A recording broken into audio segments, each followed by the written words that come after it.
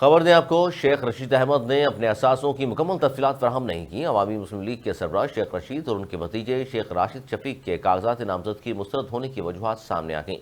Returning افسر نظارت علی نے شیخ رشید کو ان کے کاغذات پر اعتراضات کی کاپیاں فراہم کر دیں۔ ریٹرننگ افسر کے مطابق شیخ رشید کے ظاہر کردہ اثاثوں کی مالیت سرمایہ کاری سے مطابقت نہیں رکھتی۔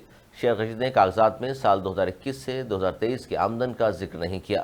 شیخ رشید نے محکمہ جنگلات مری کے ریسٹ ہاؤس کا بل بھی ادا نہیں کیا۔ شیخ رشید نے ادائیگی کے بغیر 4 سے 9 ستمبر 2022 تک ریسٹ ہاؤس میں قیام کیا۔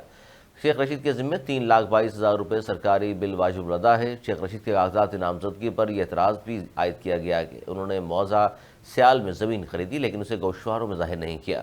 ریٹرننگ افسر کے مطابق شیخ راشد شفیق نے اپنی اہلیہ کے ٹیکس ریٹرنز جمع نہیں کروائے۔ شیخ راشد شفیق اپنے اثاثوں کی مکمل تفصیلات فراہم کرنے میں بھی ناکام رہے۔